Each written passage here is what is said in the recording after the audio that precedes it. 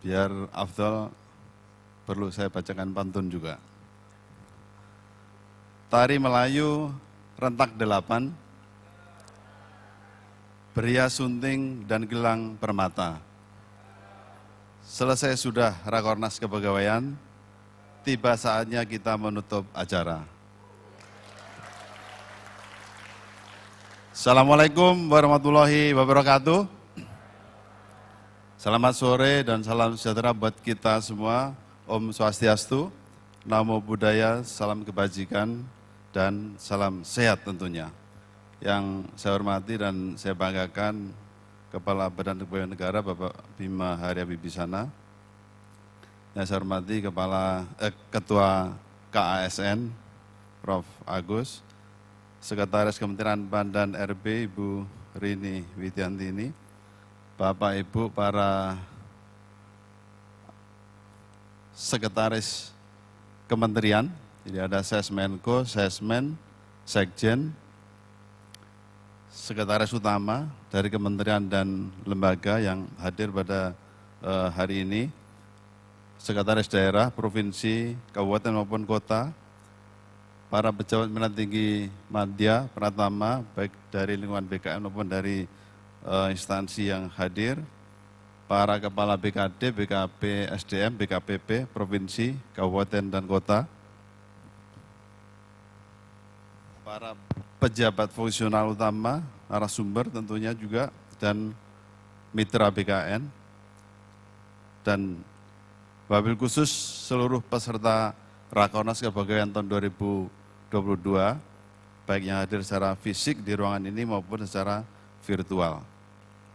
Syukur alhamdulillah, kita panjatkan kehadirat Allah SWT yang telah memberikan rahmat, taufik dan hidayahnya kepada kita semua sehingga kita bisa mengikuti seluruh rangkaian kegiatan Rakornas Kepegawaian tahun 2022 dengan baik dan hikmat pada hari ini.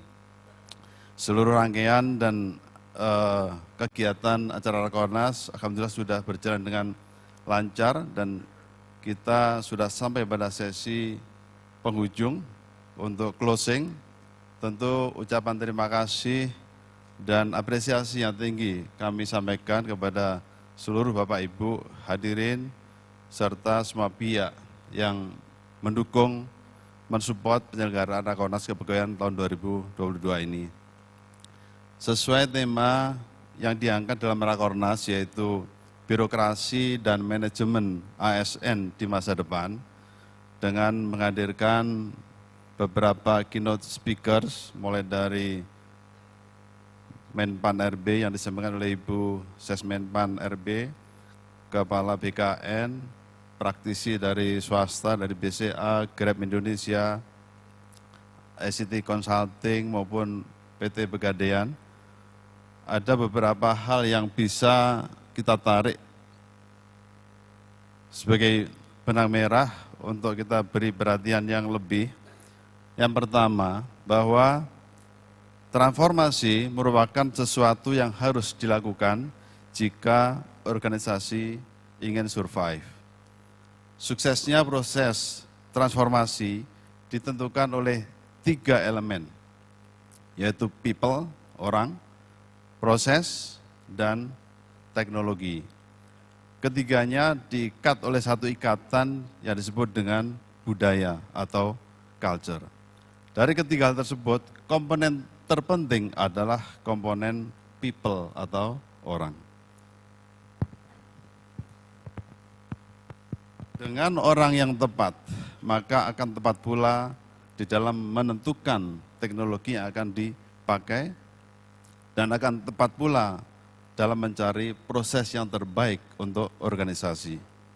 Yang kedua, dalam birokrasi, peran teknologi sangatlah penting.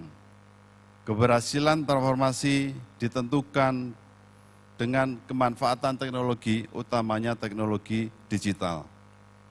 Saat ini instansi pemerintah sudah harus melakukan transformasi dari doing digital menuju being digital. Keberhasilan transformasi digital juga ditentukan oleh transformasi sistem kerja pegawai. sistem kerja masa lalu yang masih hierarchy people, di masa depan harus kita ubah menjadi hierarchy dynamic, di mana semua orang terkoneksi dan saling berkolaborasi.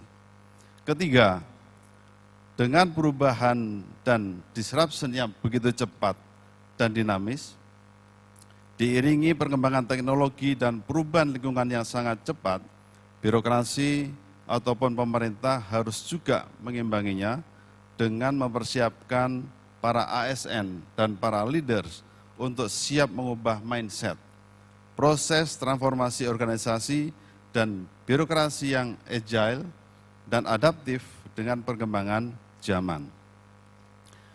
Poin yang keempat, transformasi birokrasi di Indonesia saat ini diarahkan untuk membentuk ASN berkelas dunia dan pelayan publik yang berkelas dunia pula. Hal ini sejalan dengan visi dan misi Presiden yang diterjemahkan dalam 5 prioritas kerja melalui beberapa langkah sebagai berikut. Pertama, transformasi organisasi dengan kebijakan delayering eselonisasi dengan harapan membentuk organisasi yang agile, fleksibel, dan kolaboratif.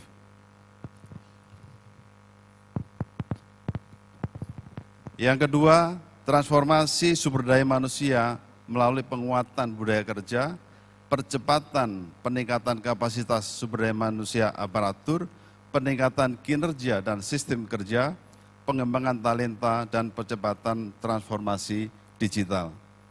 Yang ketiga, transformasi sistem kerja melalui digitalisasi pelayanan publik dan proses bisnis pemerintah. Bapak, Ibu, dan hadirin sekalian, benang merah yang kelima adalah untuk mempersiapkan ASN yang profesional dan adaptif dengan perkembangan terkini perlu ada budaya kerja sebagai pendorong peningkatan kinerja ASN. Presiden telah mencanangkan core value ASN berakhlak dan employer branding ASN bangga melayani bangsa. Dengan adanya core value ASN berakhlak, pengelolaan SDM aparatur tetap mengedepankan pendekatan yang lebih personal dan humanis. Konsep rekrutmen yang atraktif, pengembangan kompetensi yang fleksibel, manajemen kinerja yang efektif, koneksi dan komunikasi yang sistemik dan otomatis, dan mengedepankan people experience untuk engagement pegawai yang lebih baik. Yang keenam, dalam menyikapi perkembangan teknologi, BKN juga telah melakukan beberapa transformasi pada penyelenggaraan dan pembinaan manajemen ASN,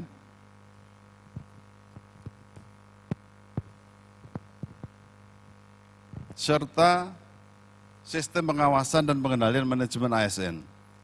Digitalisasi layanan kepegawaian di BKN telah memasuki tahap integrated system, di mana terdapat 3 pilar sistem informasi kepegawaian, yaitu Simpeknas, SIASN, dan MySAPK. Poin ketujuh, dengan adanya disrupsi teknologi, millennials, generation, dan pandemi COVID-19, telah mempercepat proses transformasi layanan dan sistem kerja bagi ASN. Sistem kerja hybrid menjadi pilihan untuk bisa mengoptimalkan kinerja dan sekaligus menjamin work-life balance. Namun perlu dilakukan kajian berkaitan dengan penerapan sistem hybrid tersebut.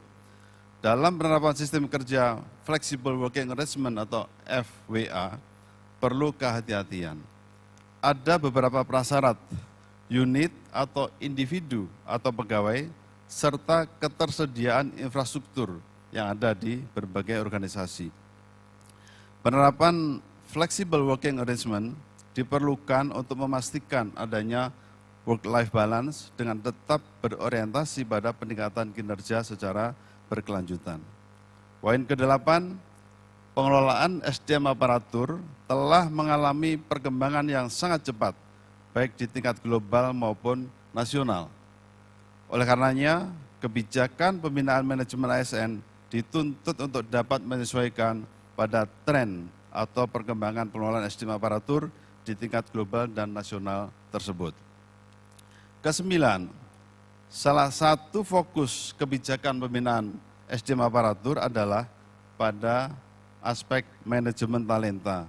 Karena pada talenta ini yang menentukan keberlangsungan dan keberhasilan instansi pemerintah di masa depan.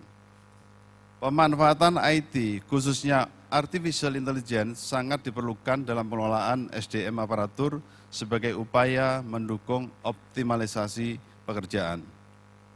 Dalam sistem pengawasan dan pengendalian manajemen ASN, perlu dirumuskan metode pengawasan dan pengendalian yang menyeluruh untuk memastikan kinerja ASN yang efektif, efisien, dan berkinerja tinggi.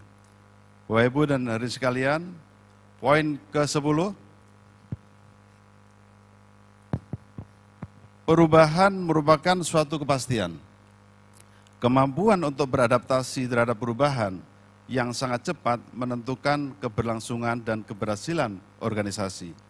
Perubahan yang terjadi pada masa kini dan masa mendatang memiliki cakupan yang luas, baik dalam aspek jenis pekerjaan, kompetensi yang dibutuhkan, sistem kerja, struktur organisasi, budaya organisasi, yang kesemuanya membutuhkan perubahan mindset dan culture set seluruh pegawai ASN. Ke-11, manajemen perubahan atau change management diperlukan agar dapat meminimalkan resistensi terhadap perubahan dan memaksimalkan kecepatan perubahan dengan metode yang tepat sesuai dengan budaya organisasi. Ke-12, dan ini terakhir, dari pelaksanaan Rakornas Kepegawaian tahun 2022 ini, diharapkan ada beberapa lesson learned yang bisa dipetik dan bisa kita implementasikan. Di antaranya adalah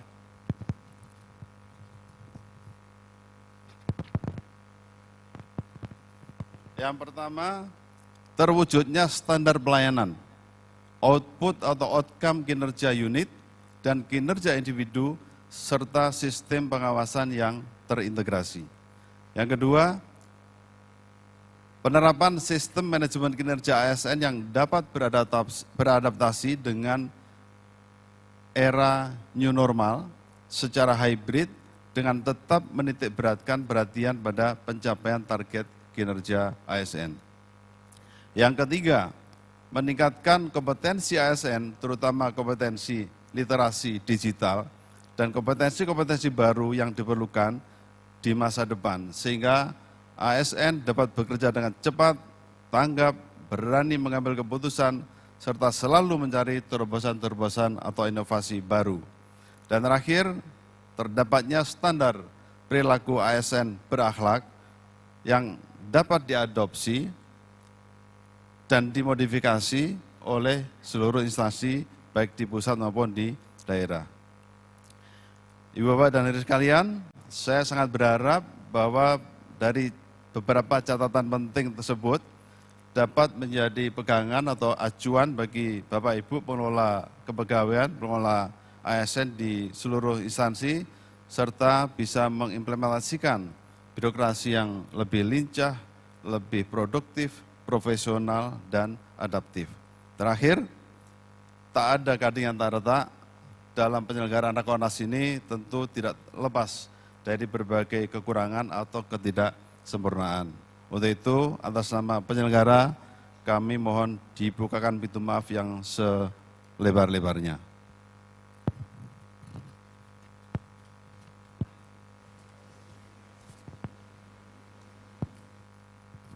Ini terakhir, pantun lagi. Tapi, oke.